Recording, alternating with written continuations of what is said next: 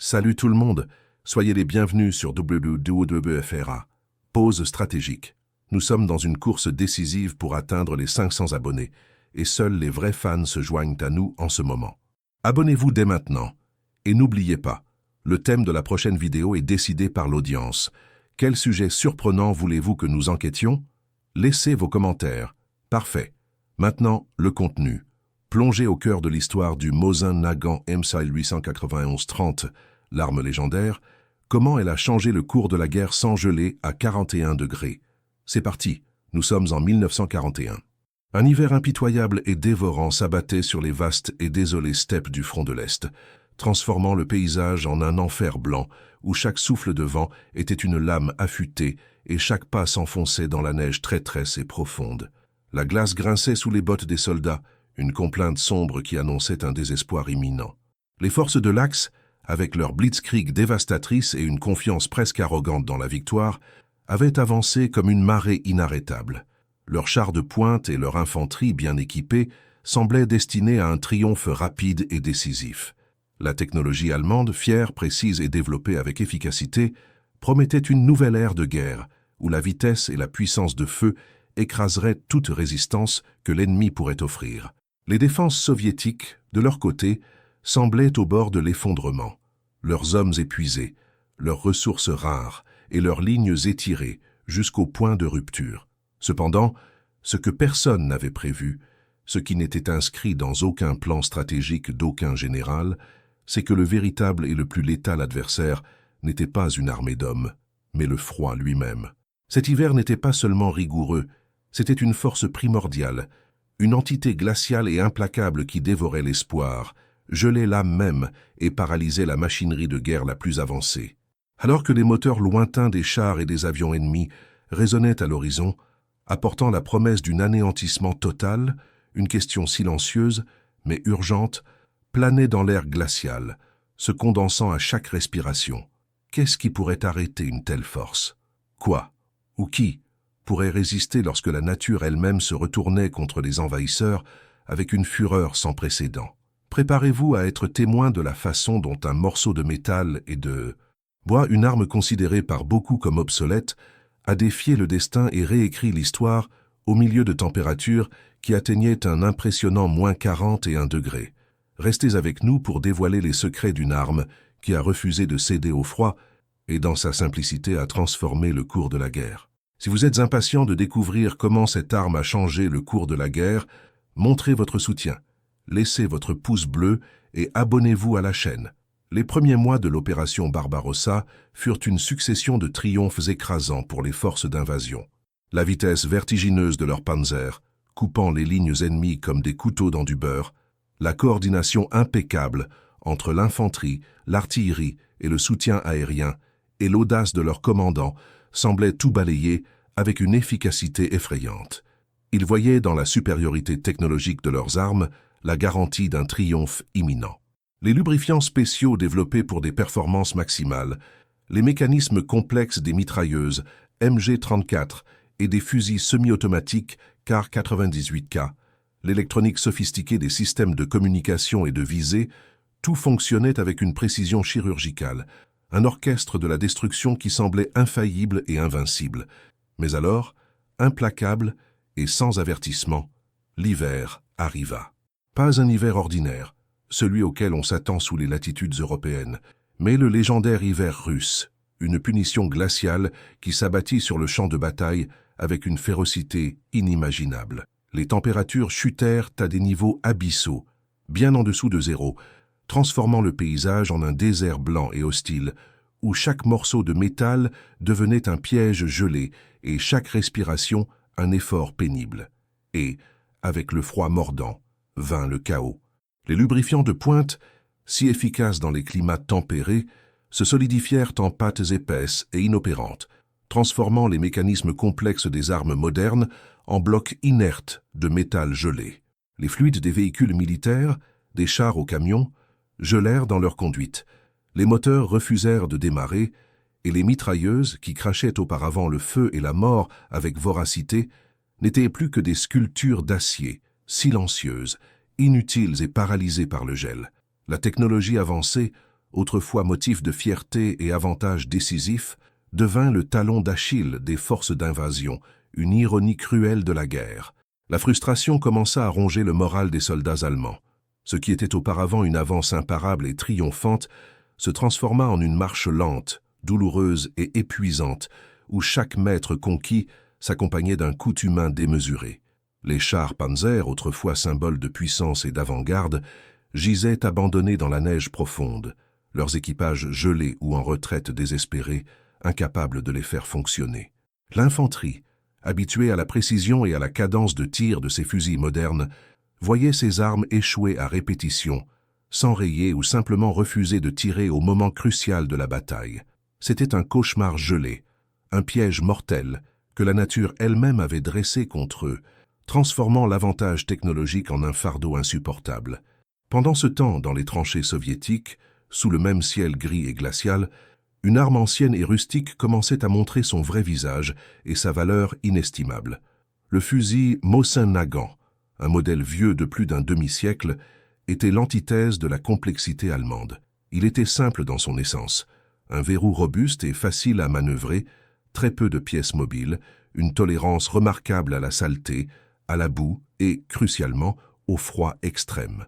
Ces mécanismes moins complexes ne dépendèrent pas de lubrifiants fins qui gelaient, et sa construction solide, presque brute, résistait aux pires conditions que l'hiver pouvait imposer. Les défenseurs soviétiques, avec leurs Mosin-Nagant en main, commencèrent à percevoir un avantage inattendu, un atout que personne n'avait anticipé.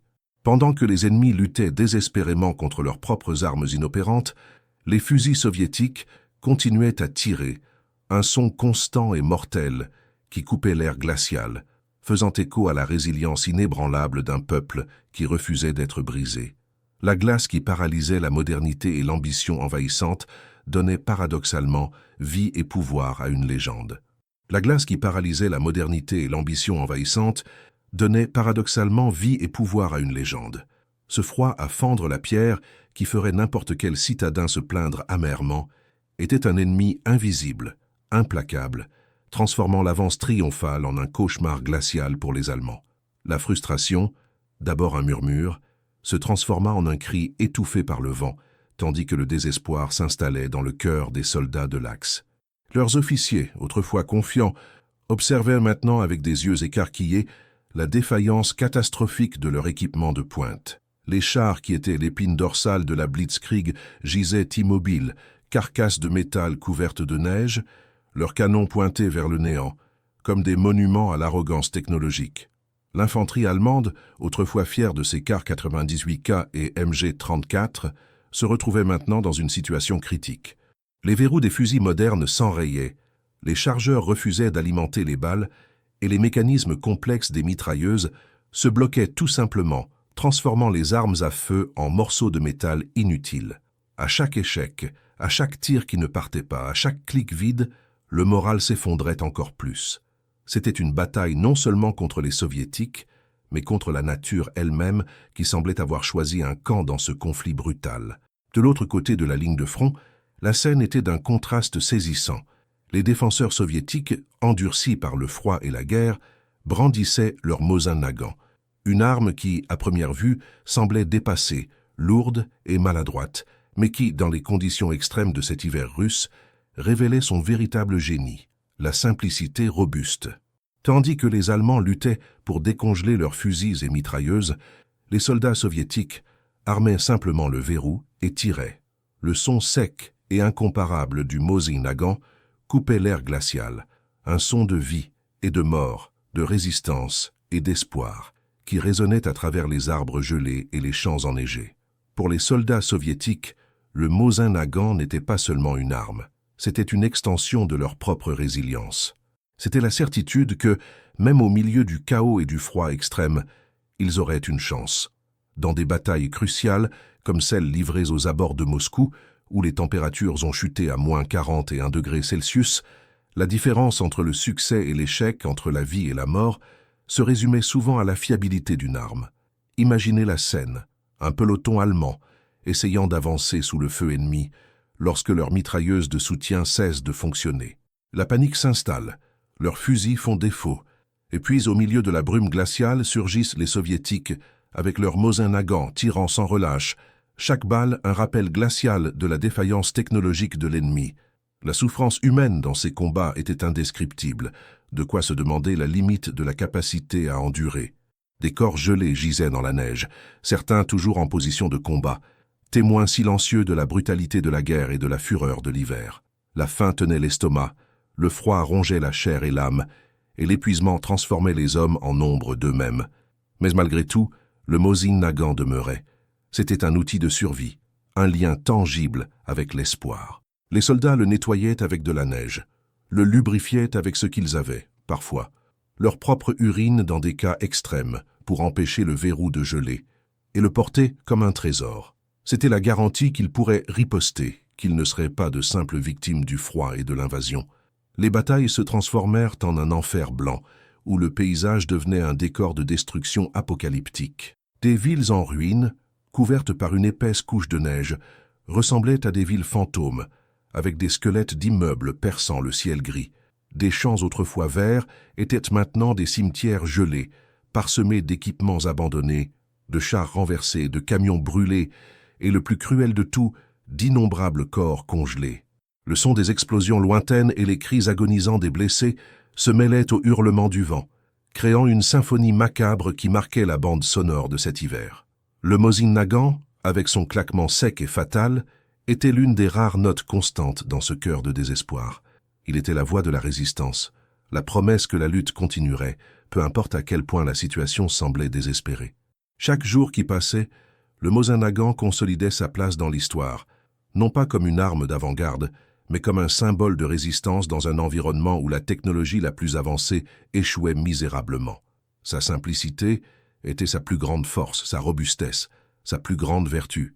Il était la preuve que parfois, moins c'est plus, surtout lorsque l'on affronte non seulement un ennemi humain, mais aussi la fureur implacable de la nature elle-même. Les tranchées devinrent des foyers temporaires pour ces hommes, où la camaraderie se forgeait sous la chaleur ténue de feux improvisés, et l'espoir était alimenté par la capacité de leurs armes à continuer de fonctionner, même lorsque tout le reste faisait défaut.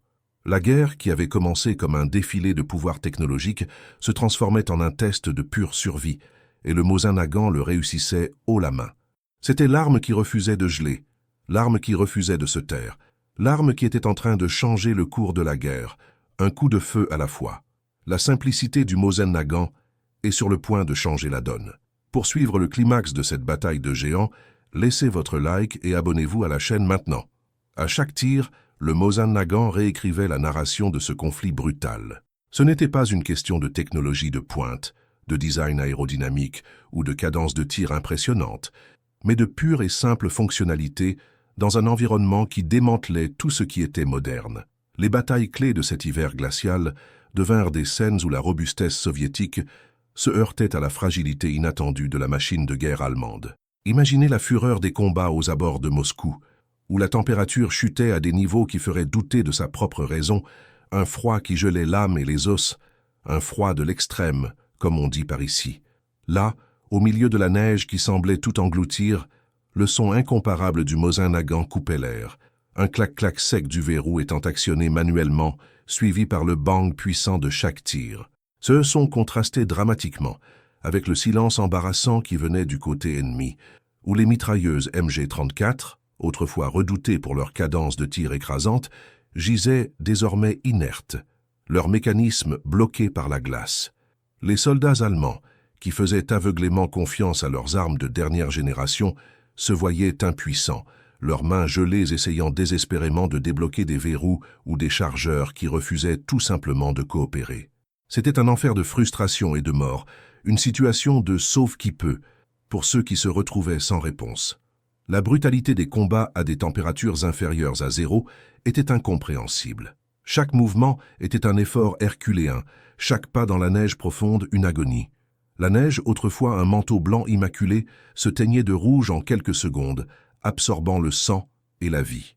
Les cris des blessés, qui en d'autres circonstances auraient été entendus de loin, étaient étouffés par le hurlement du vent glacial et le son de l'artillerie lointaine, ou se figeaient simplement dans la gorge des mourants. La lutte pour la survie n'était pas seulement contre l'ennemi en face, mais contre l'environnement hostile lui-même, qui testait les limites de la résistance humaine à chaque instant sans accorder de trêve. La souffrance des soldats, tant des envahisseurs que des défenseurs, atteignit des niveaux insupportables. L'épuisement physique était constant, le corps toujours en alerte contre le froid qui menaçait de voler les doigts et les orteils. La faim, une compagne constante qui rongeait le moral et affaiblissait l'esprit. Mais au milieu de cette désolation, pour les Soviétiques, le Mosin Nagant devint un symbole, un ancre d'espoir. C'était la garantie que, malgré tout, ils pouvaient encore se battre, encore se défendre. Ce n'était pas une arme qui les laisserait tomber quand ils en auraient le plus besoin, un véritable partenaire fiable dans les moments les plus difficiles. C'était l'outil qui leur donnait une chance, même minime, de survivre à ce cauchemar blanc. Le paysage se transforma en un scénario de destruction et de désespoir sans fin. Des villes comme Leningrad, qui deviendraient l'un des plus grands symboles de la résistance soviétique, se transformèrent en squelettes gelés, leurs bâtiments percés par les bombes et couverts par une couche implacable de neige et de glace.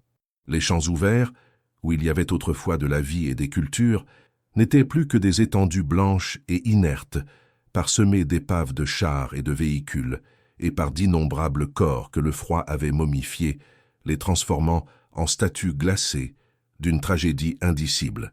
Le Mosin Nagant, cependant, continuait de résonner. Que ce soit entre les mains d'un tireur d'élite caché dans des ruines gelées ou sur la ligne de front de l'infanterie, il était la voix persistante d'une résistance qui refusait de mourir, une voix qui ne se taisait pour rien au monde. Et puis vint le piège glacé qui mettrait la résilience humaine à l'épreuve la plus extrême. Dans des lieux comme Leningrad, la ville fut implacablement isolée, coupée du monde extérieur par un anneau de fer et de glace, et les lignes de ravitaillement furent brutalement rompues. La pénurie de nourriture, de carburant et de munitions atteignit des niveaux catastrophiques, menant la population et les soldats au bord de la famine. L'entretien de tout équipement moderne devint une tâche impossible, car les pièces de rechange n'arrivaient pas, et les rares techniciens restants luttaient contre le froid pour maintenir quelque chose en fonctionnement, souvent en vain. C'était une lutte désespérée contre le temps, contre le froid, contre la faim et contre la menace constante de l'ennemi, un véritable combat de tous les instants collectifs. Mais encore une fois, la simplicité inébranlable du Mosin Nagant se révéla un atout inestimable, un véritable joker dans la Manche. Alors que les armes allemandes exigeaient des lubrifiants spécifiques et des pièces de précision, le Mosin Nagant pouvait être réparé avec des outils improvisés, même dans des conditions précaires et inhumaines. Ces mécanismes robustes lui permettaient de fonctionner même avec peu ou pas de lubrification, ou avec des munitions qui, dans d'autres armes, causeraient des défaillances et des blocages. C'était une arme conçue pour se débrouiller, pour être utilisée à la dure, comme dirait un Français, une véritable arme à tout faire, au milieu du chaos et du manque de ressources. La férocité de la lutte pour la survie pendant les sièges était quelque chose d'un autre monde, un scénario qui ferait trembler n'importe qui. Des actes de désespoir se mêlaient à des actes d'héroïsme pur et désintéressé. Soldats et civils, côte à côte, luttaient contre la faim et le froid qui fauchaient des vies par milliers, défendant chaque mètre de terre avec une ténacité qui frôlait le fanatisme.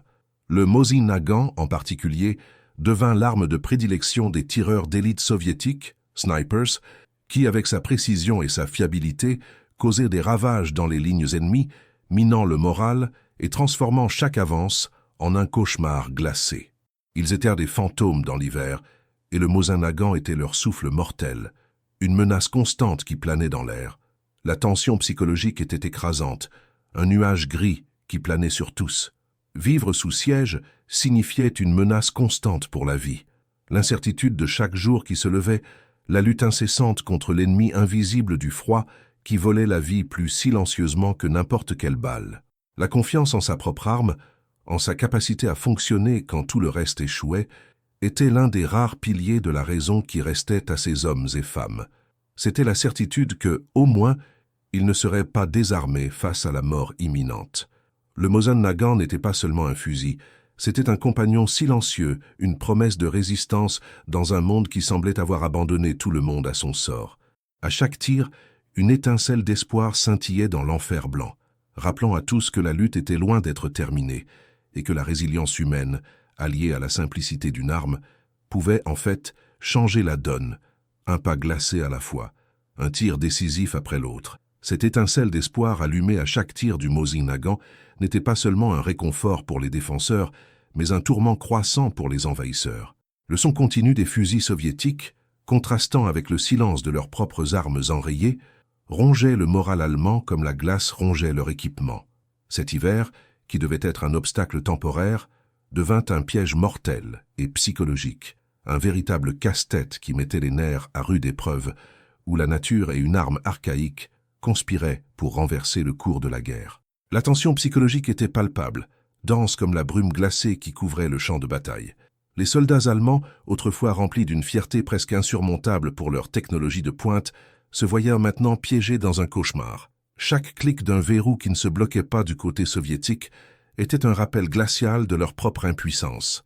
Le froid, qui était déjà un ennemi physique, se transforma en un ennemi mental, une menace constante qui minait la confiance et semait la peur. Ils savaient que, tandis que leurs armes modernes échouaient, les Russes, avec leurs fusils simples, continuaient de tirer. C'était comme se battre contre des fantômes dans l'hiver, des fantômes qui, inexplicablement, avaient des armes qui fonctionnaient. Au cœur de ces sièges implacables, le Mosin Nagant n'était pas seulement une arme d'infanterie commune. Il devint l'outil de prédilection des légendaires tireurs d'élite soviétiques. Au milieu des ruines gelées de villes comme Stalingrad, ou cachés dans les forêts enneigées autour de Moscou, ces snipers, souvent des civils devenus guerriers du jour au lendemain, transformèrent le fusil en un instrument de précision létale. Ils étaient les yeux et les oreilles de la résistance, et le Mosin Nagant, avec sa visée simple mais efficace et son calibre puissant, était l'extension de leur volonté de faire. Avec la patience d'un pêcheur attendant sa proie et la précision d'un chirurgien, ils causaient des ravages dans les rangs ennemis, un tir au but à la fois. Un officier allemand abattu, un chauffeur de camion descendu, un opérateur radio réduit au silence, chaque perte, même minime, amplifiait la panique et le sentiment que l'ennemi était partout, invisible et implacable. La capacité de réparation improvisée du Mosin Nagant était un autre point crucial qui le distinguait. Alors que les mécaniciens allemands luttaient pour obtenir des pièces de rechange pour leurs mitrailleuses et chars complexes, souvent sans succès en raison des lignes de ravitaillement gelées et coupées, un Mosin Nagant pouvait être démonté, nettoyé et remonté avec des outils de base, parfois même avec la pointe d'une baïonnette. Ces composants étaient robustes, simples et tolérants à un niveau de mauvais traitement qui ferait s'étouffer n'importe quelle arme moderne. Il n'était pas rare que les soldats utilisent de l'huile de moteur de camion, ou même du kérosène, pour lubrifier le verrou, ou qu'ils improvisent des pièces avec des restes de métal trouvés sur le champ de bataille. C'était la fameuse bidouille française en action, mais pour la survie dans un scénario de guerre, et cela fonctionnait. Cette résilience, cette capacité à se débrouiller, était ce qui maintenait les Soviétiques dans la lutte, tandis que les Allemands se noyaient dans leur propre complexité technologique. La férocité de la lutte pour la survie frôlait la folie. À Leningrad, les actes de désespoir étaient quotidiens, les gens recourant à des mesures extrêmes pour rester en vie. Mais au milieu de l'horreur, l'héroïsme fleurissait.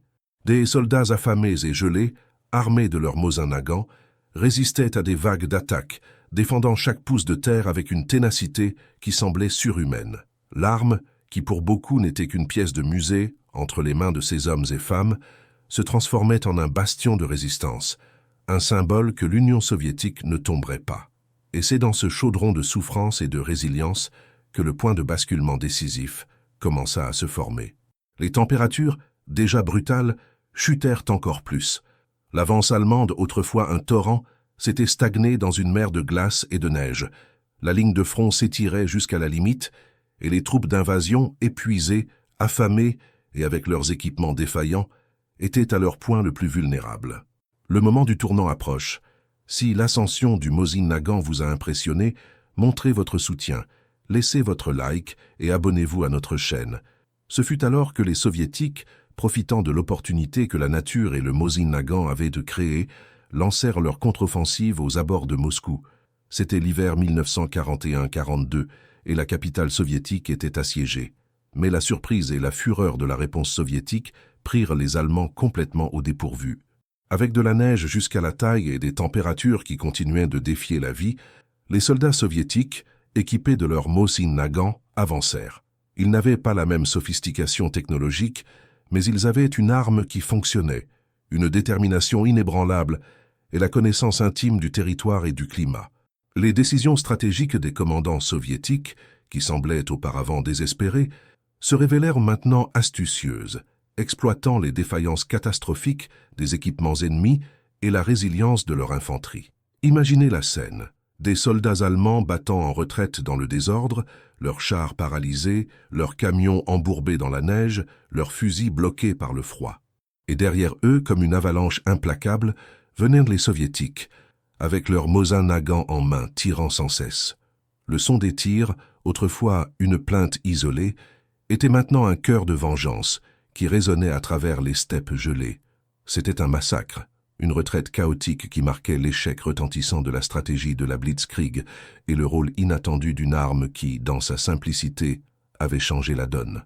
Le Mosin Nagant, la légendaire arme russe, non seulement refusa de geler, il gela l'avance ennemie un tir décisif à la fois dans la plus brutale des guerres. Ce fut dans ce scénario d'effondrement moral et fonctionnel que la marée tourna définitivement dans un revirement que personne n'attendait.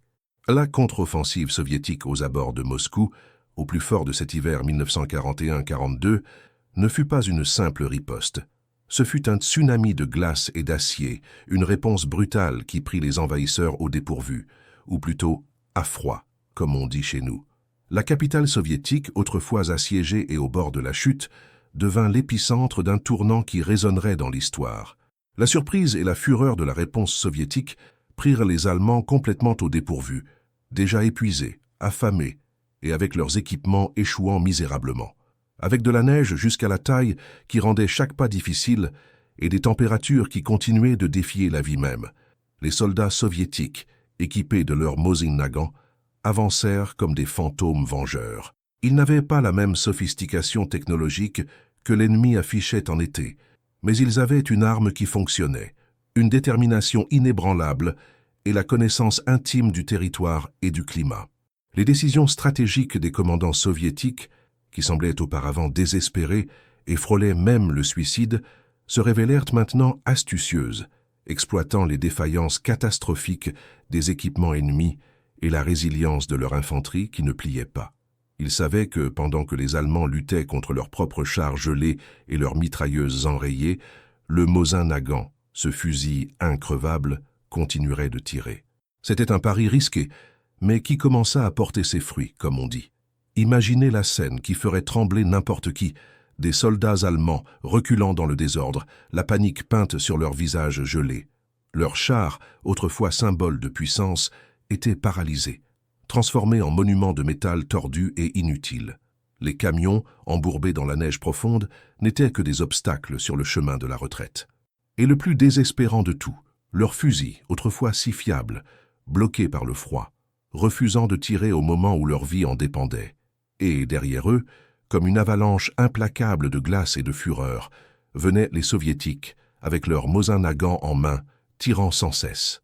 Le son des tirs, autrefois une plainte isolée dans le désespoir d'un siège, était maintenant un chœur de vengeance, qui résonnait à travers les steppes gelées, une symphonie de la défaite pour l'envahisseur. Ce n'était pas seulement une retraite tactique, c'était un massacre, une fuite chaotique qui marquait l'échec retentissant de la stratégie de la Blitzkrieg et le rôle inattendu d'une arme qui, dans sa simplicité, avait changé la donne de façon spectaculaire. Le Mosin Nagant, la légendaire arme russe, non seulement refusa de geler, il gela l'avance ennemie, un tir décisif à la fois, dans la plus brutale des guerres. Le rêve d'une victoire rapide et écrasante se brisa au milieu de la glace et du sang, et l'arrogance technologique allemande fut brisée par la résilience d'un peuple et la simplicité d'un fusil qui refusait de faillir. Cet hiver ne fut pas seulement un obstacle. Il fut le fossoyeur de l'opération Barbarossa et le Mosin Nagant, l'appel qui creusa la tombe. La retraite se transforma en un cauchemar logistique et humain sans précédent.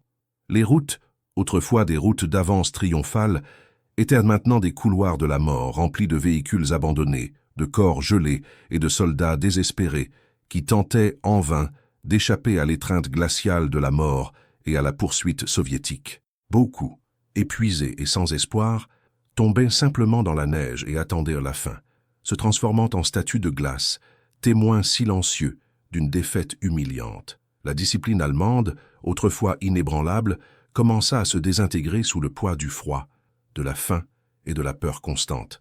C'était un chacun pour soi, un sauve-qui-peut qui montrait le visage le plus cruel de la guerre et de l'hiver russe. Pendant ce temps, les soldats soviétiques, même épuisés, affamés et meurtris, ressentaient une nouvelle énergie, une étincelle d'espoir et de vengeance. Le Mosin Nagant entre leurs mains n'était pas seulement un fusil, c'était un symbole de leur résistance, la preuve palpable qu'ils pouvaient se battre et vaincre contre un ennemi apparemment invincible.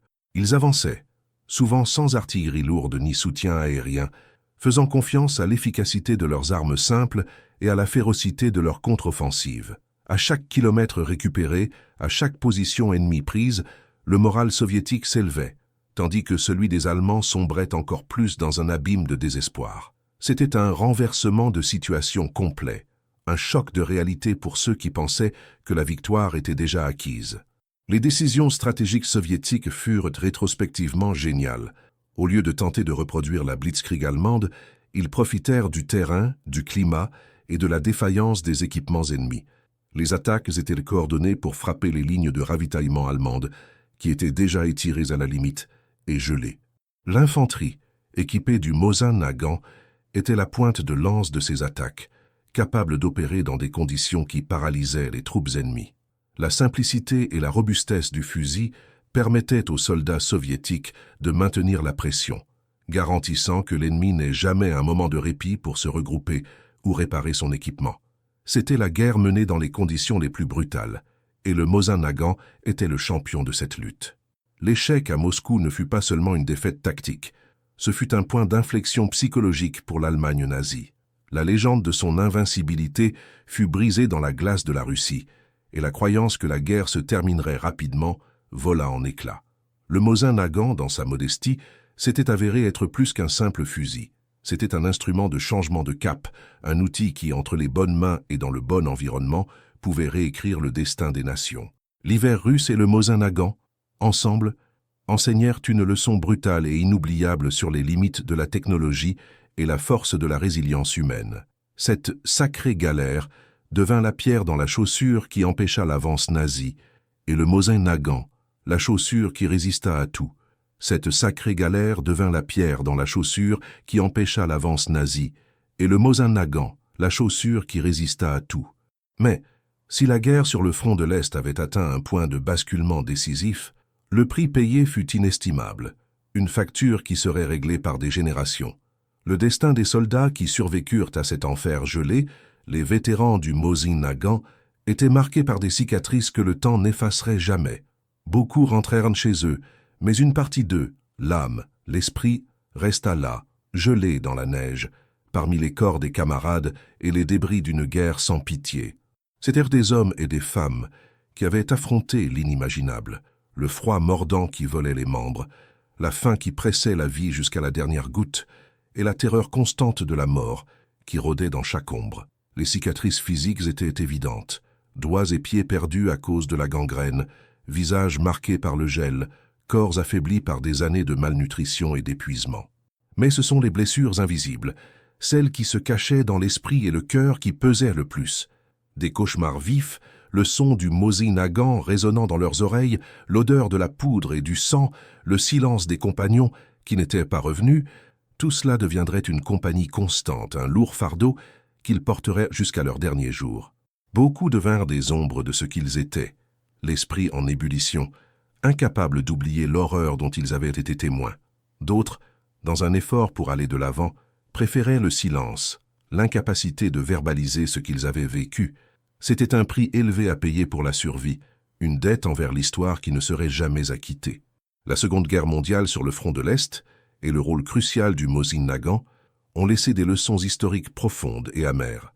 La plus évidente, et peut-être la plus douloureuse pour les envahisseurs, fut l'importance de la simplicité et de la robustesse dans la conception des armes, surtout pour les environnements extrêmes. Les Allemands, avec leur arrogance technologique, ont chuté lourdement. Ils avaient la Ferrari de la guerre, avec toute leur ingénierie de pointe, mais le moteur a gelé. Le Mosin Nagant, qui était plus comme une bonne vieille 2CV, une voiture solide, simple et fiable, a prouvé que, parfois, moins c'est plus. et que la fonctionnalité brute l'emporte sur la complexité sophistiquée lorsque la vie est en jeu. Cela ne sert à rien d'avoir l'arme la plus moderne du monde si elle ne tire pas à moins 41 degrés, n'est-ce pas? La simplicité du Mosin Nagant n'était pas un défaut, mais sa plus grande vertu, sa capacité à survivre et à fonctionner dans des conditions qui démantelaient tout le reste. Une autre leçon brutale fut la sous-estimation du facteur climatique. L'hiver russe n'était pas seulement un détail dans les plans de guerre, c'était un général silencieux et implacable, une force de la nature qui pouvait changer la donne de façon spectaculaire. Il croyait que ce serait facile, une victoire rapide avant l'arrivée du froid, mais ils se sont lamentablement plantés. L'histoire nous a appris de manière sanglante que la nature ne se plie pas à la volonté humaine, et l'ignorer, c'est inviter au désastre. Et enfin, la résilience de l'esprit humain. Les soldats soviétiques, les civils armés, le peuple russe en général, ont donné une leçon de dureté à cuire. La capacité à supporter la souffrance, à se battre contre toute attente, à trouver de la force dans l'adversité et dans la défense de la patrie, est quelque chose qui transcende toute stratégie militaire ou avancée technologique. Le Mosin Nagant non seulement devint un symbole de la résistance soviétique, mais aussi une icône de l'obstination humaine, un rappel que la volonté de survivre peut être l'arme la plus puissante de toutes. C'était la preuve qu'on ne plaisante pas avec ceux qui sont en défense, surtout quand il s'agit de leur propre foyer. L'héritage durable du Mosin Nagant est quelque chose qui dépasse de loin les champs de bataille gelés. Aujourd'hui, vous voyez le Mosin Nagant dans des musées de guerre à travers le monde, exposé comme un trophée, une relique, un témoignage silencieux d'une ère d'héroïsme et d'horreur. C'est comme visiter le Louvre et sentir l'énergie des grandes œuvres d'art, mais dans ce cas, pour voir une arme qui a fait l'histoire. Ce n'est pas seulement une pièce de métal et de bois, c'est un objet chargé de sens, un lien tangible avec le passé, un souvenir d'un temps où l'humanité a été poussée à ses limites les plus extrêmes. Sa présence s'étend au-delà des collections historiques. Au cinéma, dans des documentaires épiques sur la Seconde Guerre mondiale, dans des films d'action et de drame qui dépeignent le front de l'Est, le Mosin Nagant est là, presque comme un personnage qui ne meurt jamais, toujours présent entre les mains des héros et des méchants. Et pour les amateurs de jeux vidéo, ceux qui jouent à Call of Duty, à Battlefield ou à tout autre jeu de tir historique, savent de quoi nous parlons. Le Mosin Nagant est une arme iconique, reconnaissable, souvent le choix des snipers virtuels pour sa précision et sa puissance. Il est un pont entre le passé et le présent. Maintenant vivante, la mémoire de ses exploits dans différentes médias et générations, prouvant qu'une arme simple peut avoir un impact culturel gigantesque. Il continue d'être un témoin silencieux de l'un des conflits les plus brutaux et transformateurs de l'histoire. Le Mosin Nagant a tout vu, le pauvre. La fureur de la Blitzkrieg, le désespoir de la retraite, l'héroïsme des défenseurs, la souffrance indicible de millions. Il est un rappel constant que la guerre a un coût humain dévastateur et que, parfois, les solutions les plus simples sont celles qui prévalent au milieu du chaos. Son histoire est un écho du cri d'une époque, une voix qui nous rappelle que la résilience humaine et l'adaptabilité sont des forces incassables, capables de défier le destin et de réécrire le cours de l'histoire, même face aux plus grandes et aux mieux équipées des puissances. Le Mosin Nagant n'est pas seulement une arme, c'est une légende, un symbole que la simplicité, la robustesse et la volonté de se battre peuvent, oui, changer le cours de la guerre et du monde. Le métal froid du Mosin Nagant n'était donc pas seulement un morceau d'acier et de bois, c'était une icône, un professeur silencieux, qui nous montre que la vraie force ne réside pas toujours dans la complexité technologique, mais dans l'adaptabilité, la résilience et la simplicité qui refusent de faillir. Il fait écho au cri d'une époque, une mélodie sombre de combat et de survie, nous rappelant que parfois la simplicité est la plus grande force, et que l'entêtement à rester debout peut changer le cours de l'histoire. C'est une leçon de vie qui transcende les champs de bataille, un message pour nous. Peu importe l'ampleur de la galère, la capacité à s'adapter et à ne pas abandonner est ce qui compte vraiment. C'est incroyable de penser qu'une arme aussi simple ait fait tout ça, n'est-ce pas? Cette arme, que beaucoup considéraient comme obsolète, a prouvé que l'innovation ne signifie pas toujours sophistication. Parfois, cela signifie simplement faire le travail de base, mais le faire bien, le faire tout le temps, même lorsque le monde entier est en train de geler autour. Elle est devenue un symbole de la capacité humaine à supporter l'insupportable, à se battre contre l'adversité la plus brutale et à trouver un moyen de gagner, même lorsque toutes les probabilités sont contre. Le Mosin Nagant n'est pas seulement un fusil, c'est la personnification de la résilience, un monument de métal et de bois à ceux qui ont refusé de plier devant la tyrannie et le froid. C'est la preuve vivante que l'esprit humain, lorsqu'il est mis à l'épreuve, peut trouver des ressources là où personne ne s'y attend. Une véritable légende qui mérite d'être rappelée et étudiée. Et vous, qu'avez-vous pensé de cette saga épique du Mosin Nagant? Connaissiez-vous déjà l'histoire de cette arme légendaire qui a refusé de geler? Laissez votre commentaire ci-dessous. Nous voulons vraiment connaître votre opinion et ce que cette histoire vous a fait penser. Si vous avez apprécié ce voyage dans le passé, n'oubliez pas de laisser votre like, de partager cette vidéo avec ceux qui aiment l'histoire et de vous abonner à la chaîne pour ne pas manquer les prochaines expéditions. Quelle autre arme légendaire ou événement historique aimeriez-vous voir dévoilé dans notre prochain documentaire? Votre suggestion est très importante pour nous. Si l'histoire du Mosin Nagant vous a touché, laissez votre like et abonnez-vous à la chaîne. Votre inscription et votre like sont notre munition pour les prochaines aventures. À la prochaine aventure.